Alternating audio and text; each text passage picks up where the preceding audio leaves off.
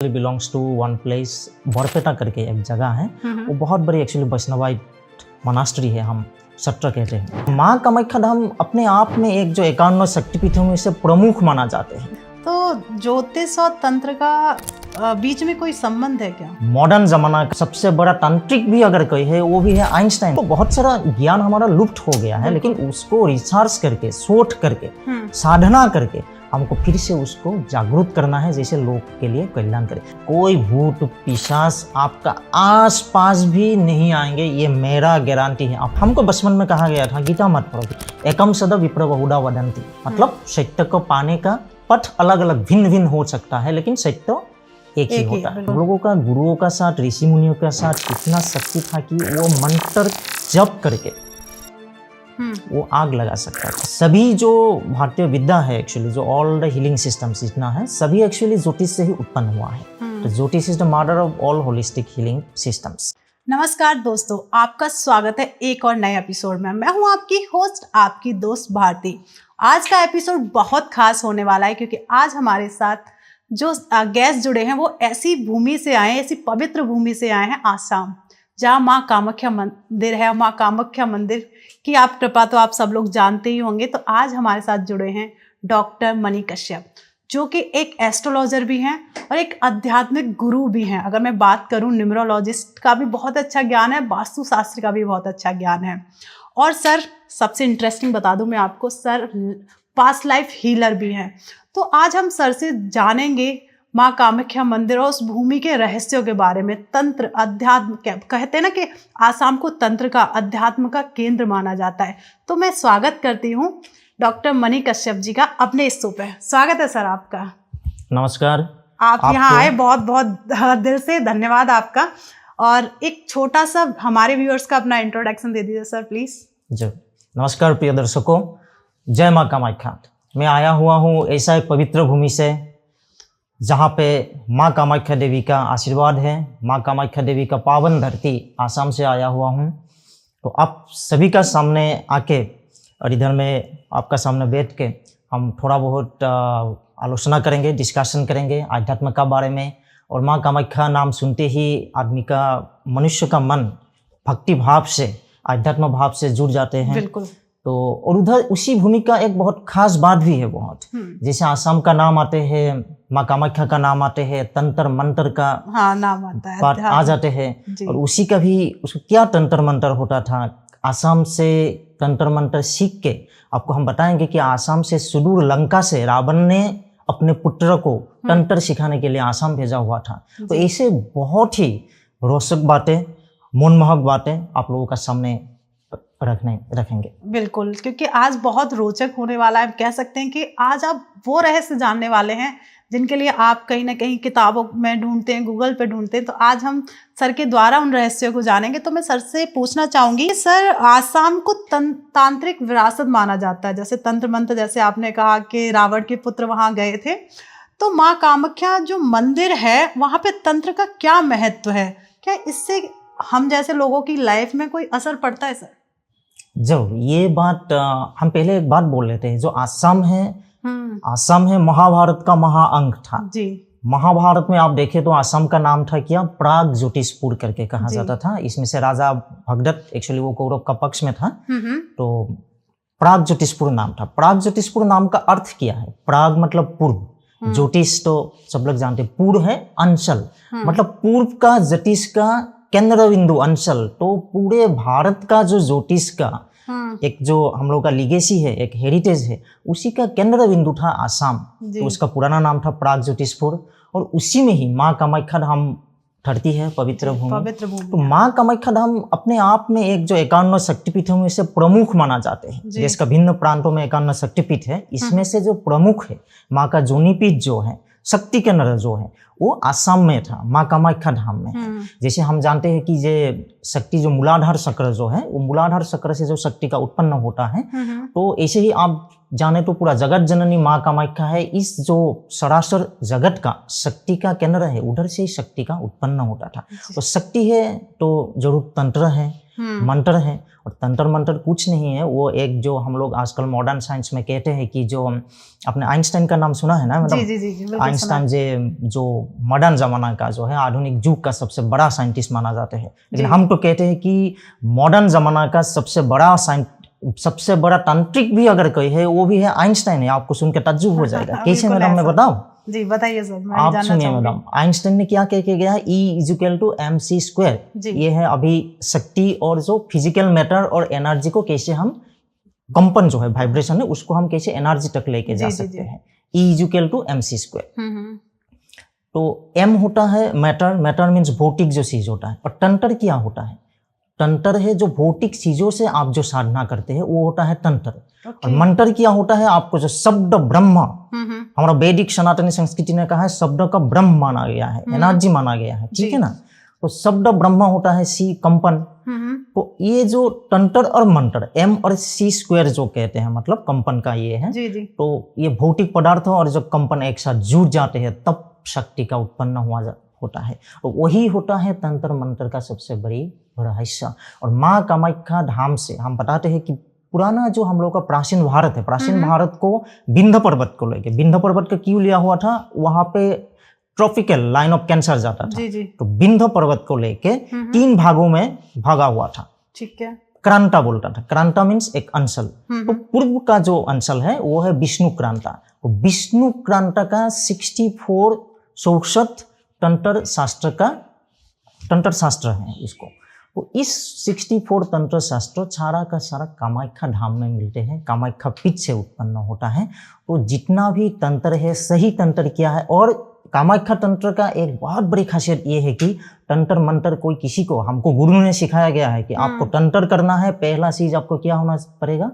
मन में कपट भाव नहीं होना चाहिए। बिल्कुल। तो जो तंत्र का भाव में आदमी लोगों का गलतफहमी है, और कुछ लोग कामाख्या तंत्र को लेके एक्चुअली पूरे भारत में कुछ गलतफहमी फैला भी रहा है। तंत्र मंत्र कोई किसी को कोई हार्म करने के लिए, किसी को क्षति करने के लिए कोई तंत्र मंत्र नहीं होता है। ये जन कल्याणकारी, लोक कल्याणकारी एक विद्या है, और माँ कामाख्या धाम का तंत्र वही है, लोक कल्याणकारी, जगत कल्याणकारी। बिल्कुल सही बात है। कहीं ना कहीं तंत्र को लेके एक भ्रमिति है लोगों के मन में कि तंत्र गलत चीजों के लिए किया जाता है। जैसे अभी आपने बताया कि तंत्र गलत चीजों के लिए नहीं, जन कल्याण के लिए किया जाता है। आपका अगर मन में कपट भाव है, गलत चीज करना है, तो आपका मन में कपट भाव होना पड़ेगा। लेकिन हमको गुरु ने क्या सिखाया गया है तंत्र का, और तंत्र में भी ये कहा गया है कि अगर आपका मन में कपट भाव है तो आपका तंत्र कुछ काम नहीं करेगा। आपने अपने स्वार्थ सिद्धि के लिए तंत्र का यूज किया है, तब तो आपका तंत्र कुछ काम नहीं करेगा। बिल्कुल सर, जैसे मैंने कई बार सुना है कि कामाख्या जो मंदिर है वहाँ पे एक अलग ही ऊर्जा है, अगर कोई भी जाता है तो उसे एक अलग अनुभूति होती है, एक ऊर्जा।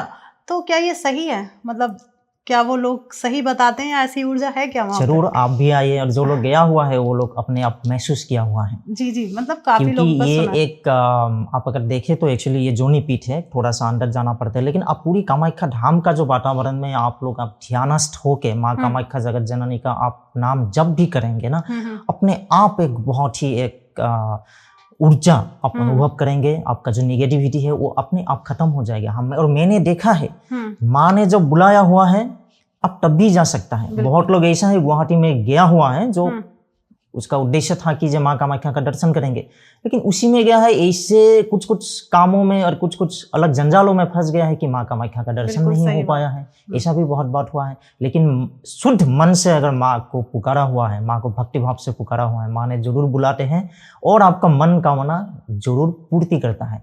माँ कामाख्या का एक बहुत बड़ी खासियत ये भी, आप जो भी शुद्ध मन से माँ को पुकारते हैं, माँ का आगे में आपका जो अभिष्ट है, जो विश है, वो माँ का सामने अगर रख देते हैं, क्योंकि माँ तो ऐसे भी दयालु होता है। बिल्कुल सही बात। तो माँ का सामने अगर आपने अभिष्ट रख दिया है, आपको जरूर सिद्धि करता है। वो माँ भगवती का, माँ कामाख्या का आशीर्वाद है। बिल्कुल, कहते हैं ना, जैसे ही माँ कामाख्या का नाम आता है तो मैं तो मतलब कभी मुझे यही लगता है कि माता पता नहीं कब बुलाएंगी।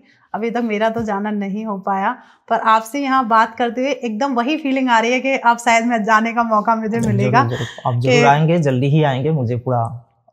जैसे अगर मैं मनी सर बात करूं, तंत्र मंत्र एक वैज्ञानिक आधार क्या है, जैसे तंत्र और मंत्र का वैज्ञानिक आधार क्या है, और यह केवल आस्था है या इसके पीछे कोई तर्क भी है?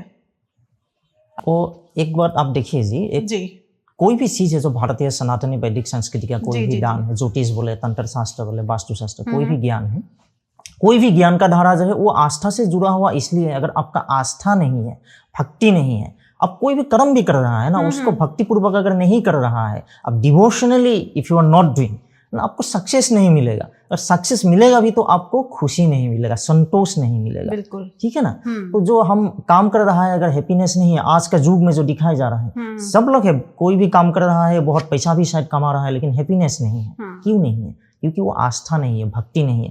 तो आस्था होना बहुत जरूरी है। बिल्कुल। लेकिन जब बात आएगा कि वैज्ञानिक भित्ति है कि नहीं, क्योंकि वैज्ञानिक भित्ति होना पड़ेगा तभी तो वो काम करेगा।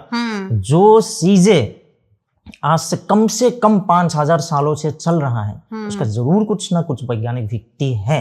लेकिन हम लोगों का जो कुछ जियोपॉलिटिकल कुछ कारण से, कुछ राजनीतिक कारण से, कुछ अलग कारणों से हम लोगों का, आपको जान के, एक बात जान के आपको ताज्जुब हो जाएगा, आपको 1249 1249 इसमें किया हुआ है जो बख्तियार खिलजी ने, अब नालंदा का जो लाइब्रेरी है, नालंदा का लाइब्रेरी को एक्चुअली वो लोग जला कर दिया था। इसमें जो लाइब्रेरी का जो आग था, जो जलने का आग है, वो कितने दिन तक जल रहा था आपको पता है? नहीं, वो 3 महीने तक लगातार जलते रहा। तो आप सोच लीजिएगा कितने ज्ञान का भंडार हम लोगों का पूरा जगत के लिए, पूरा चिरंतन काल के लिए वो नष्ट हो गया है। तो बहुत सारा ज्ञान हमारा लुप्त हो गया है, लेकिन उसको रिसर्च करके, शोध करके, साधना करके हमको फिर से उसको जागरूक करना है, जैसे लोग के लिए कल्याण करे। जैसे हमको पहले बता दिया, आप तंत्र का ही बात करें, ज्योतिष का जो वैज्ञानिक भित्ति है, इसके लिए हम थोड़ा बाद में आएंगे। तंत्र का बात कहते हैं तो हम इसे तो बोल ही दिया है, जो फिजिकल मैटर से, वो फिजिकल पार्ट जो है वो तंत्र, जो वाइब्रेशनल जो पार्ट है, कंपन जो बोलते हैं, जो वाइब्रेशनल पार्ट जो है वो मंत्र करते हैं। तो तंत्र और मंत्र एक साथ हो जाते हैं, उसी में एनर्जी आ जाते हैं। इक्वलिटी MC² हम पहले ही बोल दिया है। तो हम लोगों का गुरुओं का साथ, ऋषि मुनियों का साथ इतना शक्ति था कि वो मंत्र जप करके वो आग लगा सकता था, आग को बुझा सकता था, बारिश ला सकता था। तो ये सभी लेकिन लोक कल्याण के लिए होता था आपको। और ये ऐसा नहीं है कि बहुत ही पुराना काल में हुआ था। आप सुनिएगा कि हम लोगों का एक संगीत का मशहूर जो है तानसेन जी क्या करता था, संगीत का जरिए वो बारिश वर्षा राग है ना, जो बिल्कुल, वो भी तो एक तंत्र का हिसाब से ही है। तो ऐसा काफी है वैज्ञानिक भित्ति। तो ज्योतिष और तंत्र का बीच में कोई संबंध है क्या? जरूर संबंध है। सभी जो भारतीय विद्या है एक्चुअली, जो ऑल द हीलिंग सिस्टम्स जितना है, सभी एक्चुअली ज्योतिष से ही उत्पन्न हुआ है। तो ज्योतिष is the mother of all holistic healing systems.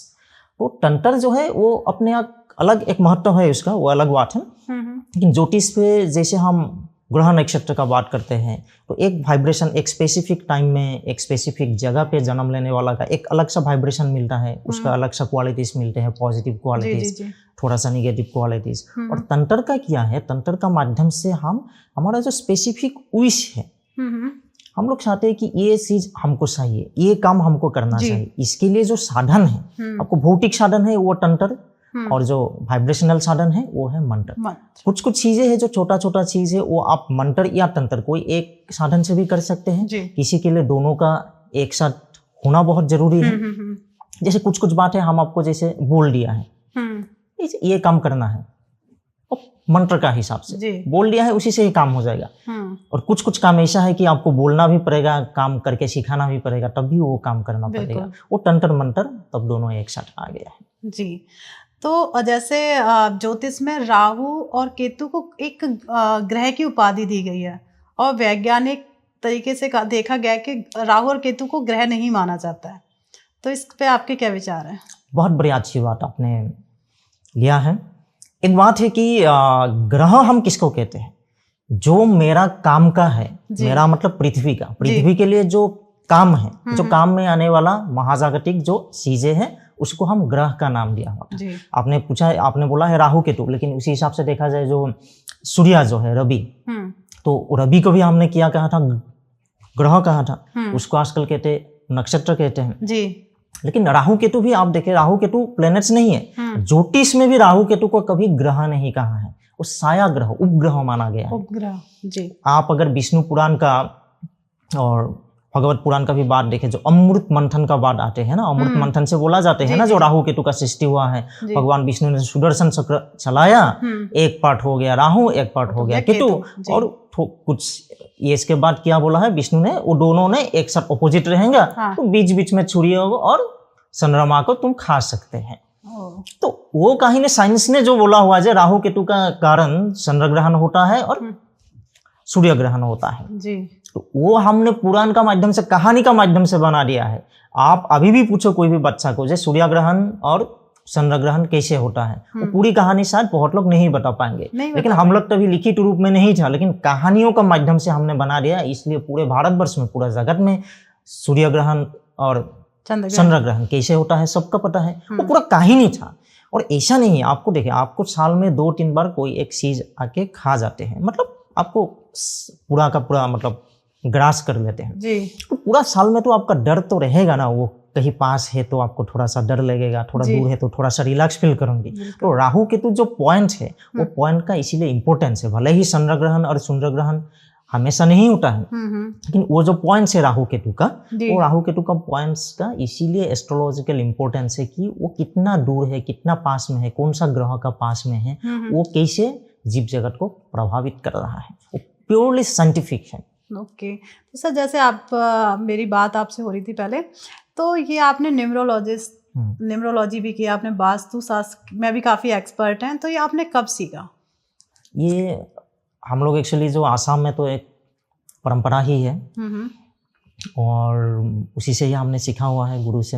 हम लोग actually I basically belongs to one place, Barpeta करके एक जगह है, वो बहुत बड़ी एक्चुअली वैष्णवाइट मनास्ट्री है, हम सत्र कहते हैं। असम का जो एक कल्चरल हम पिता भी कहते हैं, महापुरुष शंकरदेव, महापुरुष शंकरदेव का स्थापना करना हुआ एक वैष्णवाइट मनास्ट्री है, सत्र कहते हैं। तो उसी का पास मेरा घर था, तो उसी में ये गन्ना भी होता है। मेरा जो नेटिव प्लेस है उसी में हर साल जो इसमें नया साल जो शुरू होता है, उसी में पूरा साल भर के लिए इंडिविजुअल गणना भी होता है और जो मुंडेन गणना होता है, देश का क्या होगा, राज्य का क्या होगा, ये सब गणना हो। तो ये सब देख के हमने तो प्रभावित हुआ है। तो इसके बाद हमने फॉर्मल कोर्स भी किया हुआ है। तो फॉर्मल कोर्स करके ये सारा चीज एक एक करके धीरे धीरे, पहले तो ज्योतिष में इंटरेस्टेड था, तो सारा चीजों में धीरे धीरे इंटरेस्ट हो गया। और ये जो हम अभी तक सीखा हुआ है वो कुछ भी नहीं है, बहुत डीपर है ये, बहुत जाना पड़ेगा। और आशा है हम जाते रहेंगे आप लोगों का आशीर्वाद से। बिल्कुल सर, जैसे पास्ट लाइफ हीलर हैं आप, क्या सच में पास्ट लाइफ में जाया जा सकता है? जरूर होता है, श्रीमद् भागवत गीता में कहा जाते हैं।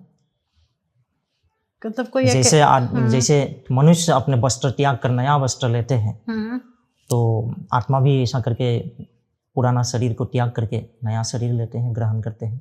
तो मतलब इसकी आप थेरेपी किस तरीके से देते हैं? वो हम एक्चुअली 2014 में एक आप लोगों के साथ राज पिछले जन्म का एक बहुत बड़ी एक शो था एक्चुअली, डॉक्टर तृप्ति जैन मैडम का। जी। तो उसी के अंदर में हम 2014 में एक्चुअली उसका ट्रेनिंग लिया हुआ था। इससे पहले एक्चुअली मुझे भी विश्वास नहीं था, क्योंकि जिसका प्रैक्टिकल हम अनुभव नहीं करते हैं, जैसे तंत्र मंत्र होता है, ज्योतिष का है, उसको प्रैक्टिकल आप अनुभव कर सकते हैं, काम हो रहा है। लेकिन पास्ट लाइफ को तो हम अनुभव नहीं कर सका था अपने जरिए, तो उसी में गया हुआ है। हमको लगा था तो वो नहीं होगा, लेकिन तब जाके मैंने खुद का, जब मेरा PLR हुआ है, past life regression therapy session हुआ है, तब हमको जाके ऐसा एक उधर में सेशन में मिला है कि 1649 में मेरा पहले वाला जो एक्चुअली जो जीवन था, उसी में मेरा पानी में डूब के एक्चुअली मेरा मौत हुआ था 1649। वो कहाँ पे, फ्रांस का कुछ एक जगह एक्चुअली नाम आ गया था, फ्रांस का उसी में। तो उसी समय ये PLR का सेशन का समय मुझे ये देखा, सन दिखाई दिया, जगह दिखाई दिया।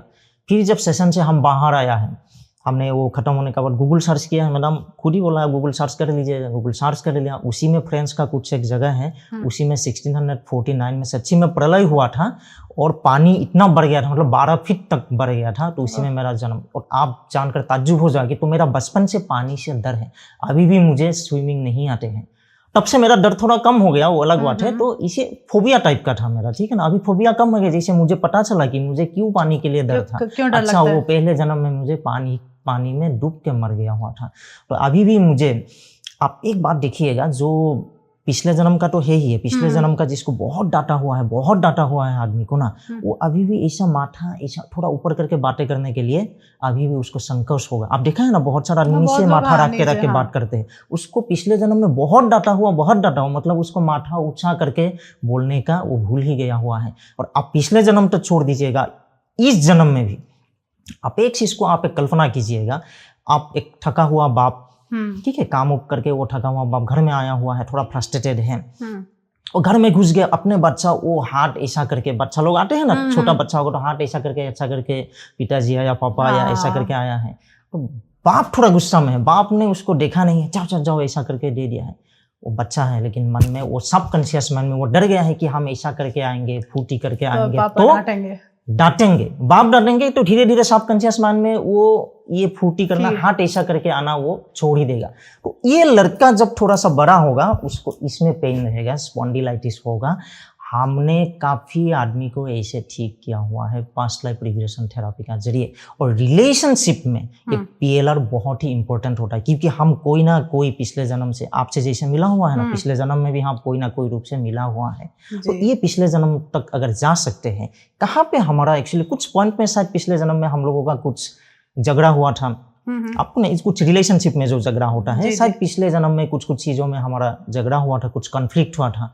आप अगर जाके उसको अगर समझ गया है, महसूस कर लिया, फीलिंग्स कर लिया कि इसके लिए हुआ था, वो तो पिछले जन्म का था, जी। अभी उसको माफ कर दीजिएगा। आप अगर माफ कर दीजिएगा पीएलआर सेशन में, आपका रिलेशनशिप इतना बढ़िया होगा। हमने बहुत सारा रिलेशनशिप को इस थेरापी से, इसलिए हम कहते हैं थेरापी, पास्ट लाइफ जानना ही काफी नहीं है। जानने का अर्थ क्या है? अगर ये लोक कल्याण के लिए, मनुष्य का अच्छाई के लिए, भलाई के लिए अगर कुछ काम नहीं होता है, तो बहुत बड़ी एक, इसके लिए मतलब एक अलग ही पॉडकास्ट शायद मेरे हिसाब से। हाँ, बिल्कुल, मतलब बहुत बड़ा कह सकते हैं कि बहुत गहरी है ये बात है सारी, क्योंकि मैंने भी कई बार देखा है, शायद मैं एक बार गई हूँ पास्ट लाइफ में।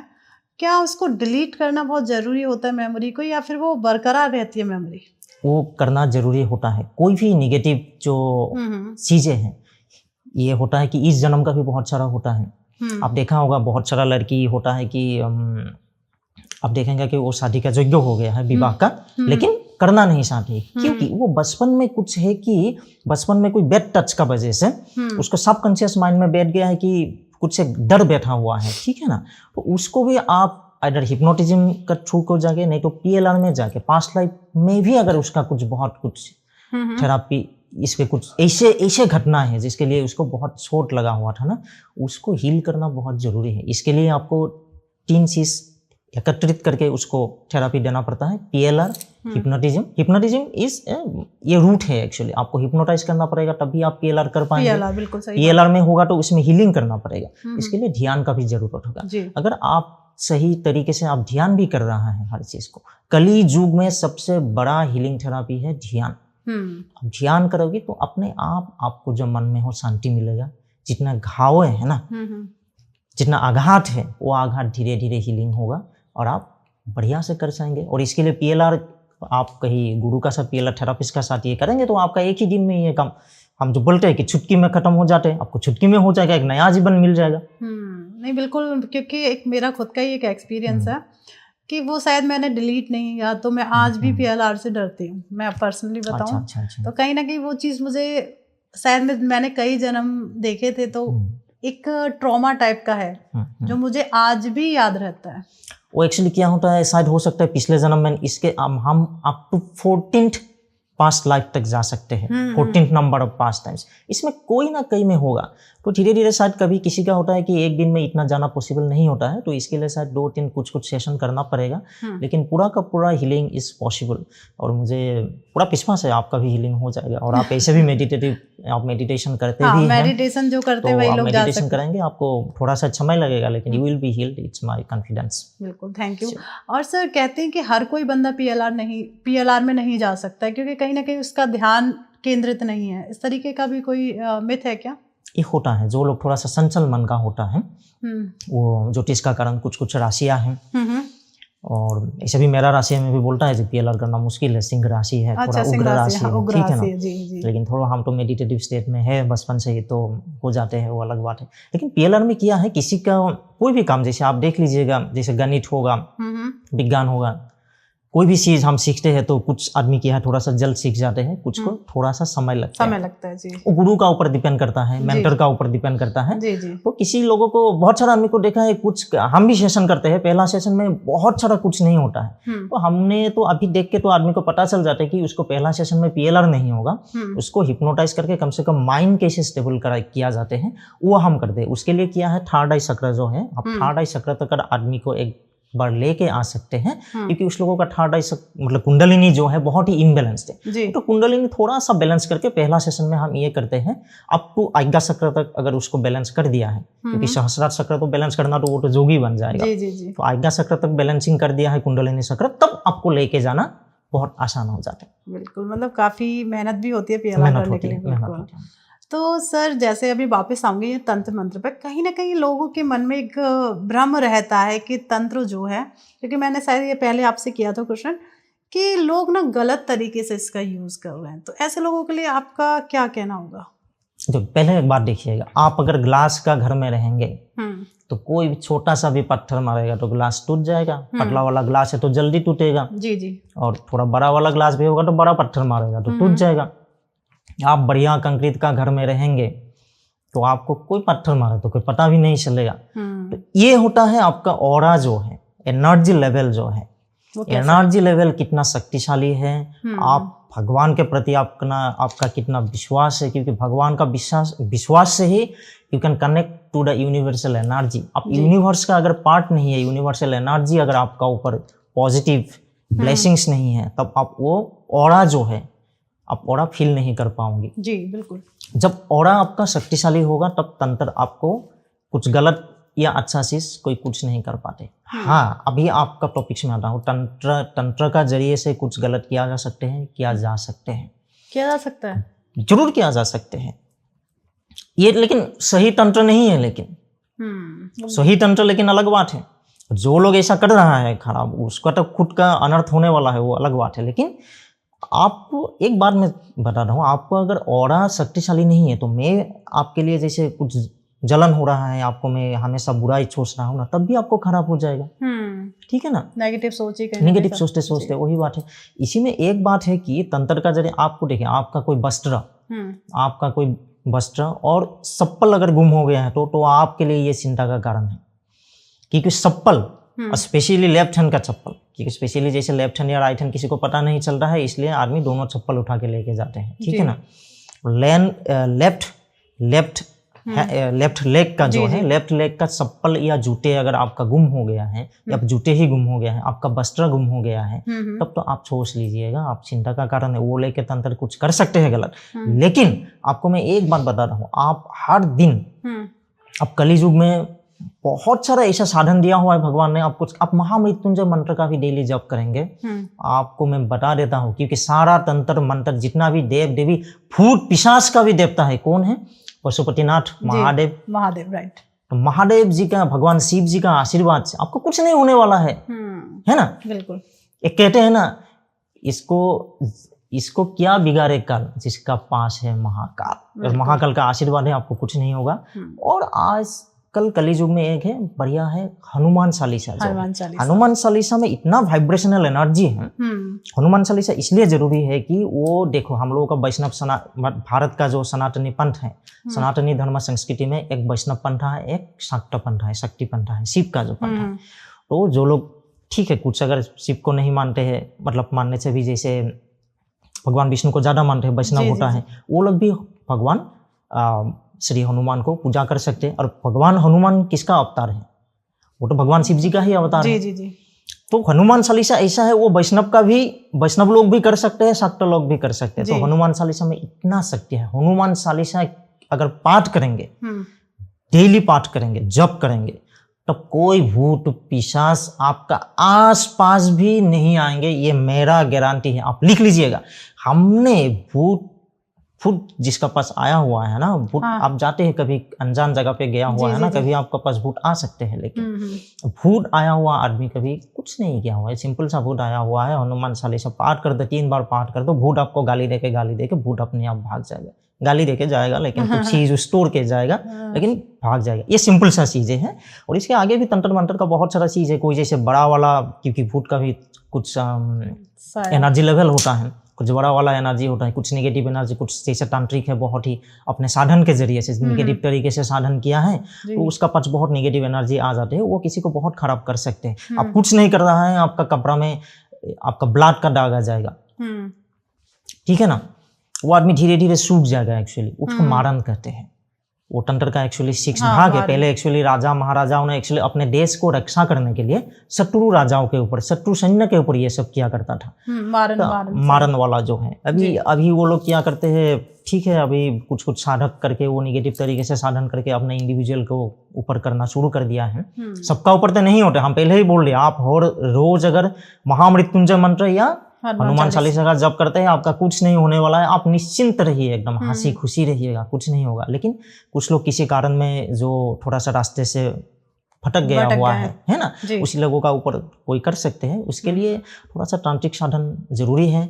लेकिन एक बात मैं बताना हूँ, कोई भी आप ये तांत्रिक जो कुछ अपने आप साधन को, अपने इच्छित, अपने अभिष्ट को पाने के लिए बुरे तांत्रिक उपाय का सहारा मत लेना। वो आपको बहुत बुरी तरह से, आपको बहुत पछताना पड़ेगा। मैं सभी दर्शकों को मैं बोल रहा हूँ, छोटा समय के लिए हो तो आपको लगेगा कि मेरा बहुत लाभ हो रहा है, लेकिन ये आपको पूरा परिवार को नष्ट कर देगा। बुरे तांत्रिक से, बुरे तांत्रिक उपायों से बचते रहिएगा। तांत्रिक तंत्र मंत्र कोई खराब चीज नहीं है, लेकिन वो भी भगवान का साधन का किया जा रहा है, लेकिन गलत उपयोग कभी मत कीजिएगा, वो आप बहुत बुरी तरह से पछताओगे। जैसे आपने बताया हनुमान चालीसा का, मैंने कई एक रील देखी है, कहते हैं कि आप नॉर्मली हनुमान चालीसा का पाठ करें तो उसका जो फल है वो इंद्रदेव ले जाते हैं, पर इसका कोई तरीका होता है हनुमान चालीसा का पाठ करने का?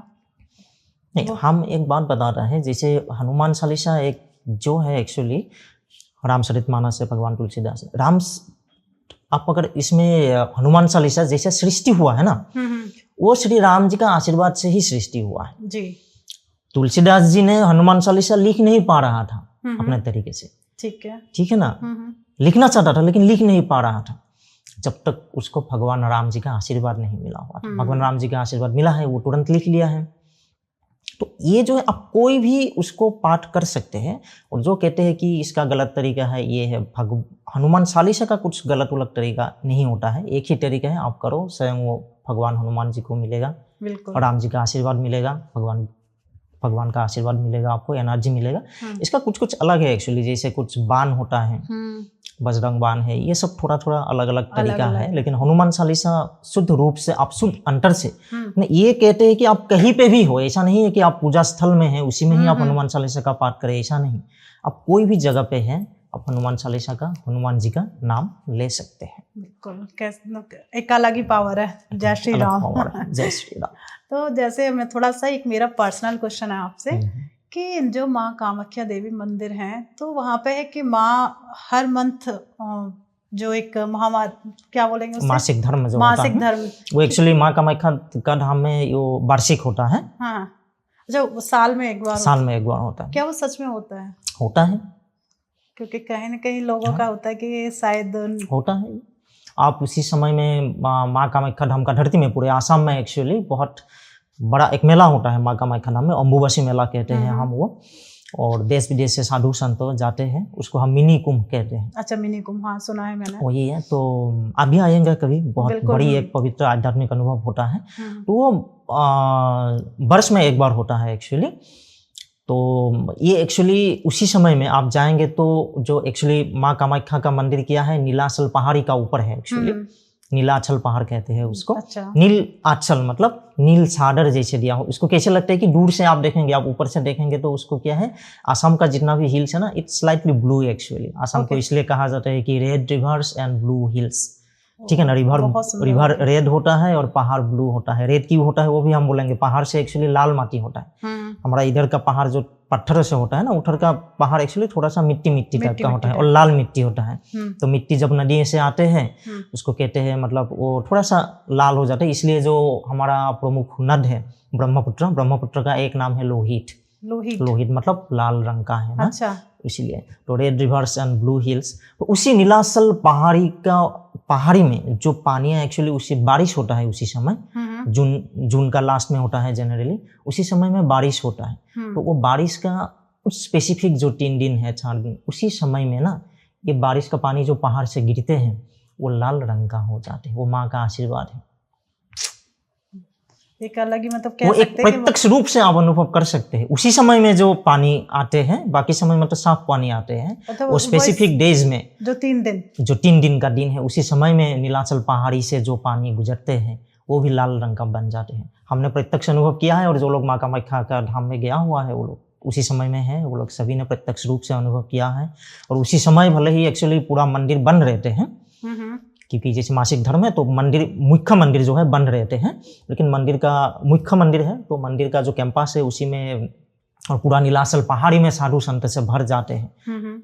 और पूरे आसाम में उसी समय में चाहे वैष्णव हो, चाहे शिवपंथी हो, चाहे शाक्त हो, सभी धर्मावलंबी ने, सभी पंथों ने अपने घर का जो पूजा स्थल है उसको भी कपड़े से ढक देते हैं उसी समय। ये माँ के प्रति आस्था है वो 3 दिन के लिए। असम में और बंगाल का कुछ प्रांत में, नॉर्थ बंगाल में, उत्तर बंग में ये प्रथा है, और ये माँ के प्रति भक्ति है सभी प्रकार का। जैसे कोई भी वैष्णव भी है, हम जैसे बोला है ना, वैष्णव लोग है उसको शाक्त पंथा थोड़ा सा ये होता है, लेकिन आसाम में माँ कामाख्या का प्रति इतना भक्ति है। आसाम में वैष्णव पंथा लोग भी अपने जो पूजा स्थल है वो भी ये माँ कामाख्या का जो वार्षिक मासिक धर्म है उसी का समय बंद करके रखते हैं पूजा स्थल।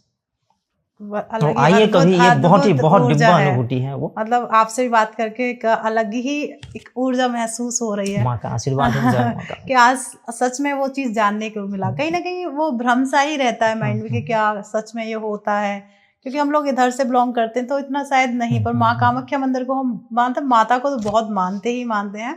तो वहाँ पे कहते हैं कि जो उनका जो वस्त्र होता है वो लाल हो जाता है उस टाइम पे। उसी टाइम जो वस्त्र है वो माँ का गर्भगृह से वो वस्त्र लाल हो जाते हैं। वो वस्त्र मतलब बहुत ही पवित्र माना जाता है, और बहुत डिमांड होता है सभी का ऊपर, सबका भक्ति है माँ का ऊपर। कहते हैं कि एक धागा भी उसका मिल जाए तो कुछ भी मिले, अपना अभिष्ट जो है विश करके बढ़िया से पुण्य स्थल में, घर का पुण्य जगह पे रख दीजिएगा, अपना मन कामना जरूर सिद्धि होता है।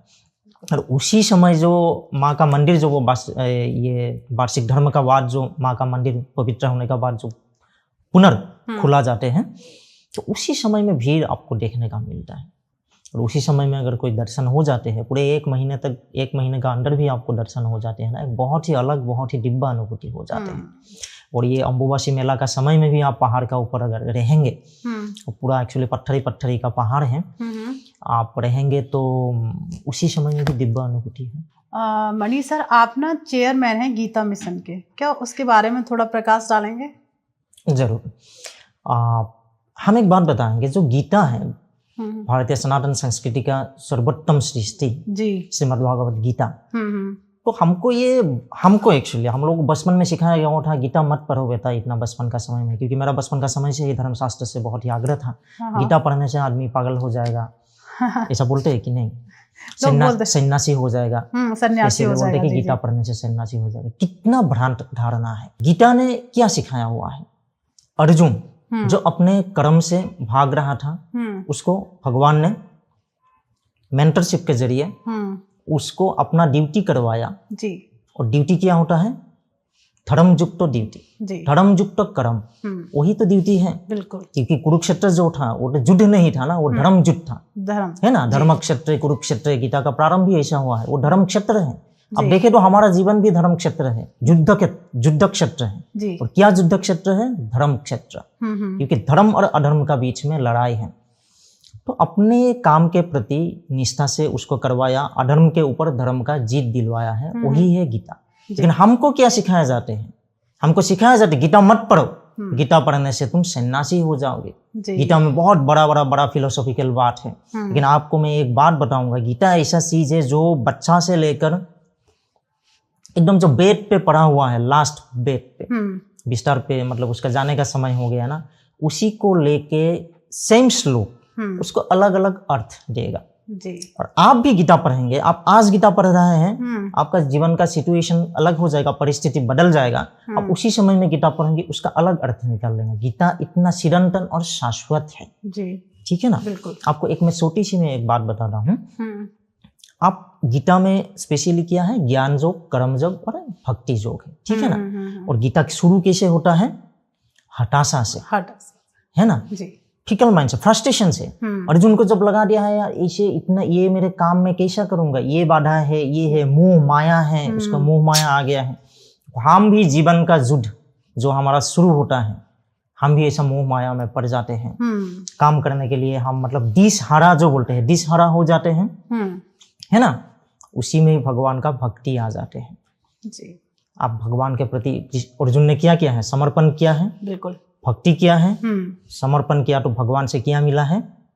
ज्ञान मिला है। भक्ति योग से ज्ञान योग का प्राप्त हुआ है। और जब ज्ञान प्राप्त हुआ है तब अर्जुन ने क्या किया है?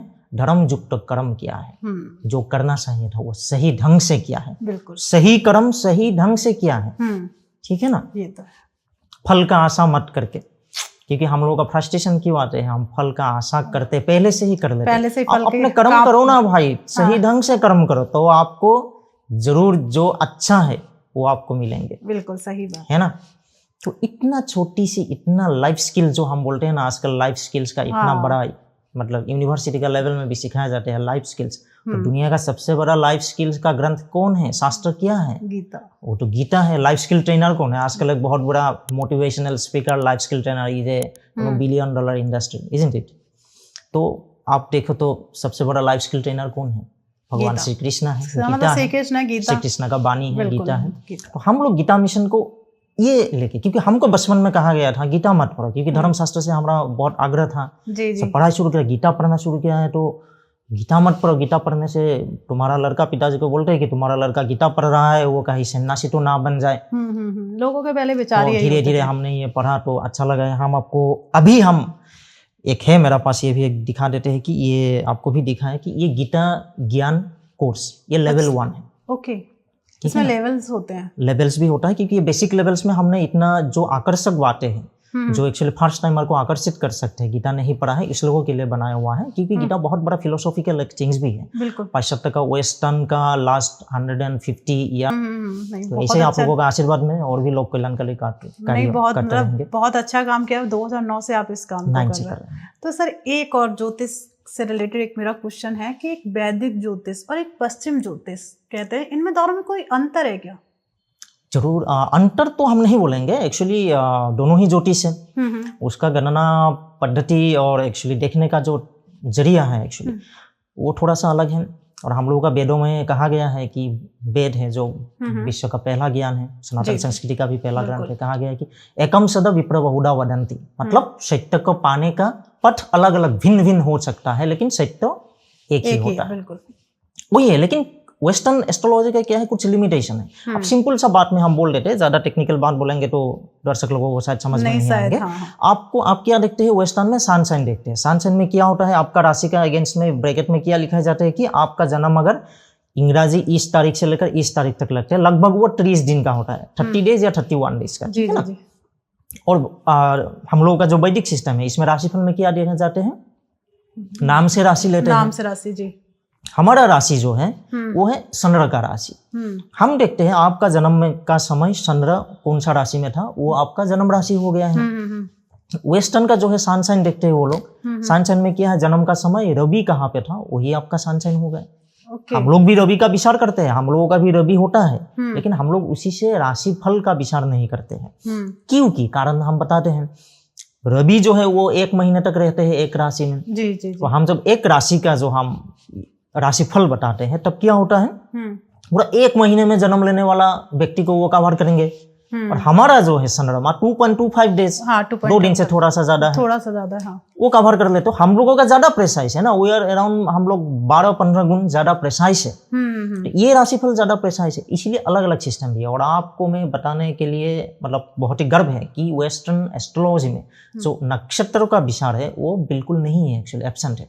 क्योंकि उसको गणना का विकास नहीं हुआ है। भले ही वैदिक ज्योतिष का उत्पत्ति ही हुआ है, उत्पन्न हुआ है कहाँ से, नक्षत्र से, जी, ठीक है ना। 27 नक्षत्र है। वो कितना एरिया है वो लेके उसको राशि नाम दिया है, अलग अलग 12 राशियां नाम दिया है, ठीक है ना। तो वही वाला बात है। हम लोग ज्यादा प्रेसाइज है, हम लोग ज्यादा मतलब बहुत ही ज्यादा, हम लोग बहुत ज्यादा डीपर स्टेजेस में जाते हैं, तो वेस्टर्न एस्ट्रोलॉजी इतना डीपर स्टेजेस में नहीं जा पाते हैं। किस लिए? क्योंकि उस लोगों का लिमिटेशन इतना है, ग्रोथ नहीं हुआ है। लेकिन हम लोगों का ऋषि मुनियों ने अपने दिव्य दृष्टि से, अपने साधनाओं से इतना बढ़िया सिस्टम बना के देखेगा। आपको और एक मेरी बात इसी सिलसिले में मैं बता देता हूँ, क्योंकि मैंने साइकोलॉजी भी मैंने पढ़ा हुआ है, और मैं बेसिकली ये साइंस का स्टूडेंट है, ठीक है ना। और मैंने बचपन में नेशनल चिल्ड्रन साइंस कांग्रेस होता है भारत सरकार का, वो साइंस एंड टेक्नोलॉजी डिपार्टमेंट ने साल में एक विज्ञान फेस्टिवल होता है जहाँ पे बाल वैज्ञानिक साइल साइंटिस्ट का अवार्ड देते हैं। तो मैं नेशनल लेवल में 2 बार साइल साइंटिस्ट का अवार्ड मिल चुका था मेरा स्टूडेंट्स लाइफ में। और साइंस का स्टडी, और मैं फिजिक्स का स्टूडेंट था, और साइकोलॉजी भी मैंने बाद में स्टडी किया हुआ। तो साइकोलॉजी में आपको जानकर ताज्जुब होगा, तो मॉडर्न साइकोलॉजी जो है, मॉडर्न साइकोलॉजी में कितना टाइप्स ऑफ पर्सनैलिटीज है आपको पता है? 9 टाइप्स ऑफ पर्सनैलिटीज। और हमने वैदिक ऋषि मुनियों में 5000 सालों पहले बोल दिया है, भाई तुम्हारा ग्रह ये है, तुम्हारा अधिपति ग्रह जो होगा उसी हिसाब से तुमको पर्सनैलिटी मिलेगा। 9 टाइप्स ऑफ पर्सनैलिटी। तो हम बोले तो हमको बोले कि गवार है, अंधविश्वासी है। हम कैसे अंधविश्वासी है बताओ भाई? मॉडर्न साइंस ने हमने जो कह के गया है अभी वो अलग तरीके से, अलग नाम देके सोफिस्टिकेटेड वे में ये कर रहा है। पूरा का पूरा जो वेस्टर्न जो सिस्टम ऑफ नॉलेज है वो वैदिक सनातनी संस्कृति, वैदिक सनातनी ज्ञान का ऊपर प्रतिष्ठित है। भले ही उस लोगों ने रिसर्च करके थोड़ा आगे गया हुआ है, क्योंकि भारत थोड़ा सा झुक गया हुआ था। अभी भारत ने रिसर्च फिर से शुरू किया हुआ है। तो भारत विश्व गुरु बनने के लिए कोई रूप नहीं पाता है। ये सदियों जो है, सदियों का अंत में आप देखिए भारत कितने आगे जाएगा, पूरे विश्व को मार्गदर्शन करेंगे। बिल्कुल सही बात है। कहते हैं हमारे वेदों में ही पहले से ही सब कुछ लिखा हुआ है। सब कुछ लिखा हुआ है। आपको और एक बात मैं बता देता हूँ इसी सिलसिले में। आपको जानते हैं जो heliocentric concept of solar system, heliocentric क्या होता है? जो सूर्य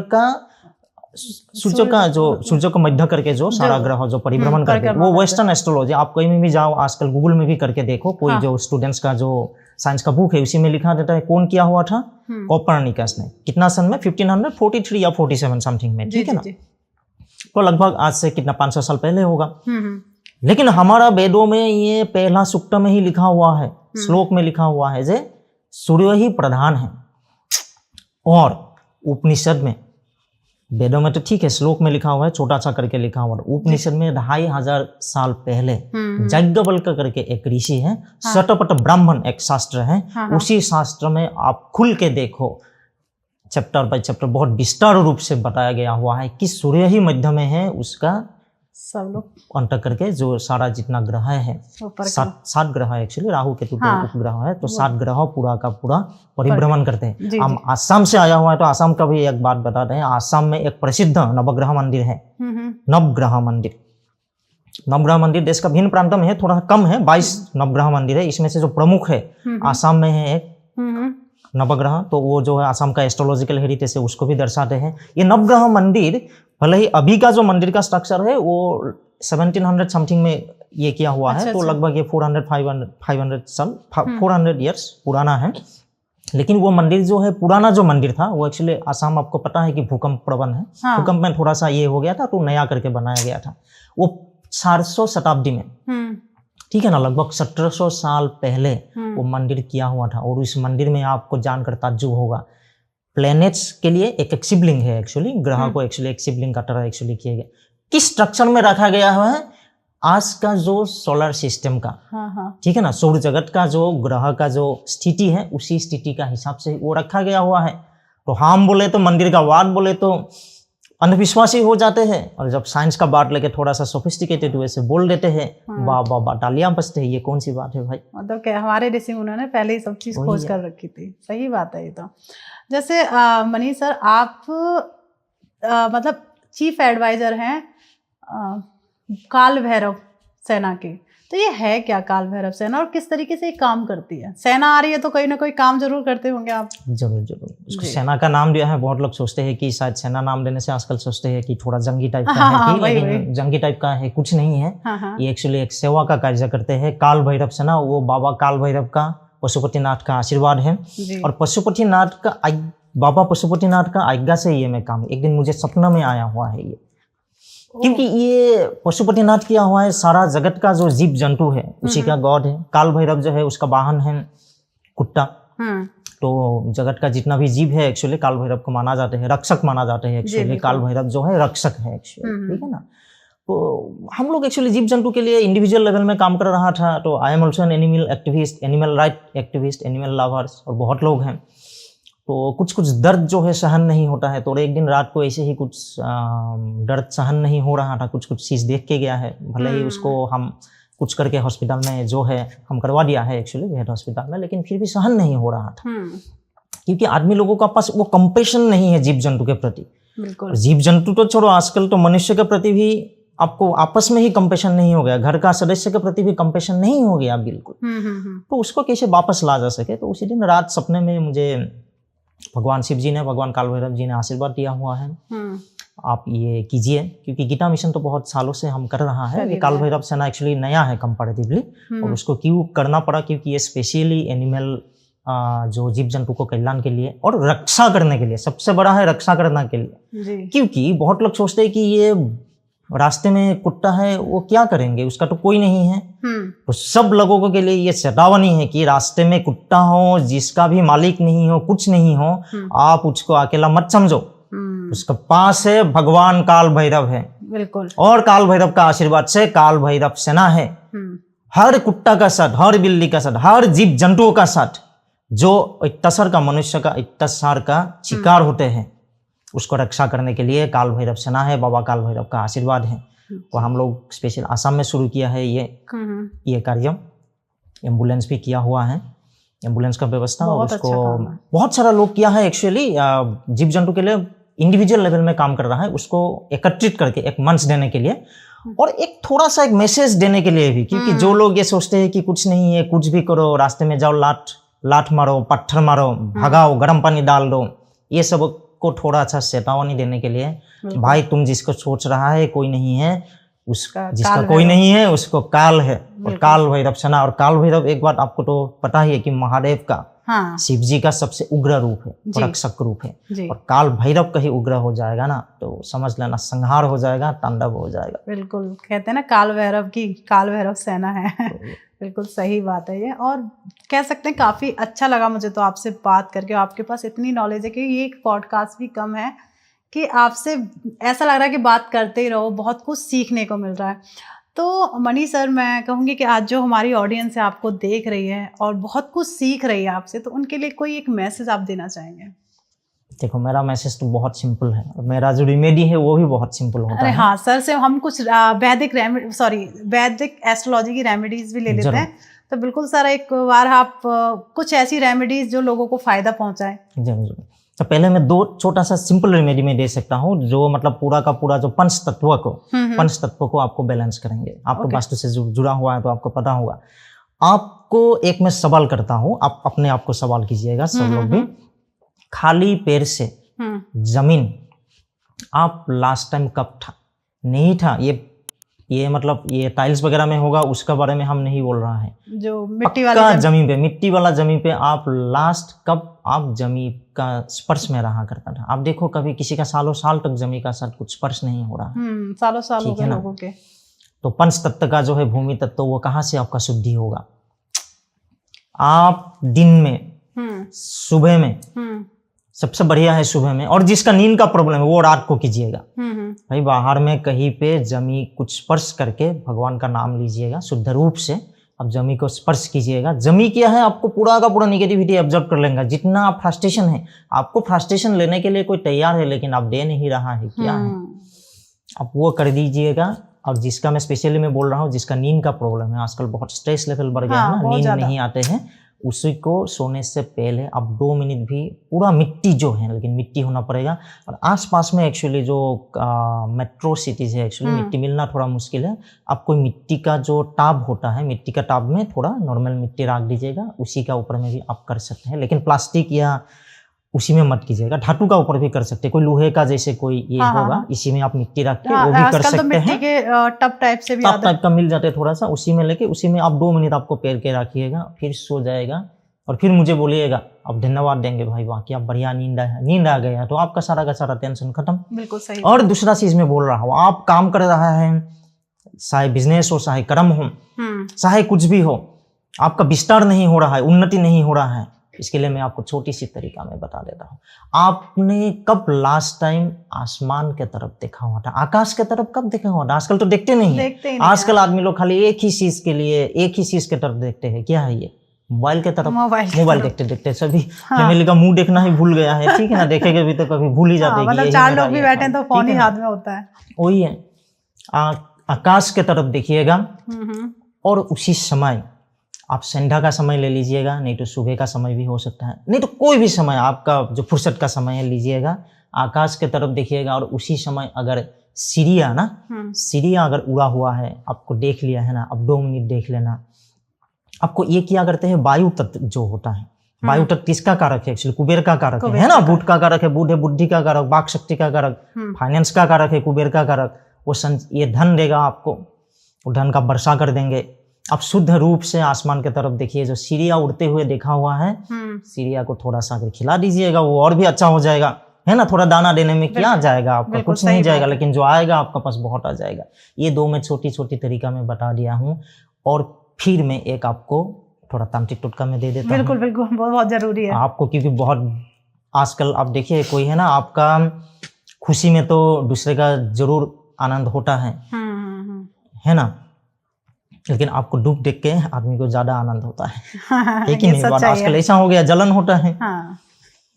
और हमारा भी ऐसा हो गया है। हमको क्या है, दूसरे को दुख देख के तो थोड़ा सा दुख होता है, दूसरे का सुख देखने से और ज्यादा दुख होता है। ऐसे मैं बातों का बात में बोल रहा हूँ, ऐसा होता है। तो ये जलन जो होता है, वो जलन लेकिन एक हिसाब से नेगेटिव तरीके से काम करते हैं। आप कोई भी काम करते हैं, आजकल बहुत हाईली कॉम्पिटिटिव है, बहुत सारा कंपटीशन रहते हैं। वो कंपटीशन का कारण आपका ऊपर नेगेटिव एनर्जी का प्रभाव हो सकते हैं। कोई आपके ऊपर बुरा सोचते रहेंगे ना, वो भी एक नेगेटिव का कारण है। और जो बुरे जो एनर्जी है, नेगेटिव एनर्जी, आपका कर्म के कारण आपको कोई भी जगह पे जाना पड़ता है। हर एक जगह का एनर्जी सेम नहीं होता है। कुछ एनर्जी में सोया हुआ जो कुछ एनर्जी है, मतलब जो हम कहते हैं ना भूत प्रेत पिशाच का, वो लोग खराब चीज नहीं है। एक्चुअली हम लोग अगर डिस्टर्ब करते हैं तो खराब करते हैं। ऐसा चीज है, आपने डिस्टर्ब कर दिया है ना। रात को जा रहा है, रात को 1-1:30 बजे आप कहीं थोड़ा आउटस्कर्ट से आ रहा है, जोर जोर से आप हॉर्न बजा दिया है, ये भूत प्रेत पिशाच का थोड़ा डिस्टर्ब हो गया है, तो आपको आ गया है नेगेटिव एनर्जी, ठीक है ना जी।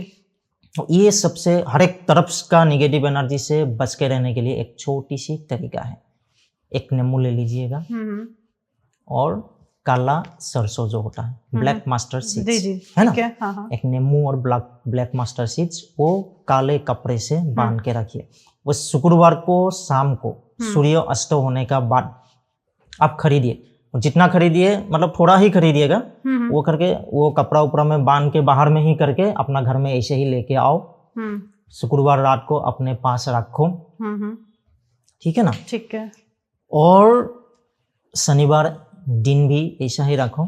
शनिवार शाम को वो बहती हुआ पानी में, याद रखिएगा नदी होना पड़ेगा, बहती हुआ पानी, मतलब बहता हुआ पानी होना चाहिए। हाँ, उसी पानी में आप उतार दीजिएगा और मन का जो विश है, जितना आपको नेगेटिव जाना है निकल जाइएगा, पॉजिटिव जितना आना है वो एक बार बोल दीजिएगा। आप 3 बार बोलिए, पीछे मुड़ के मत देखिएगा और किसी को लेके जाइएगा साथ में, क्योंकि आपको थोड़ा सा चक्कर आना, ठीक है ना।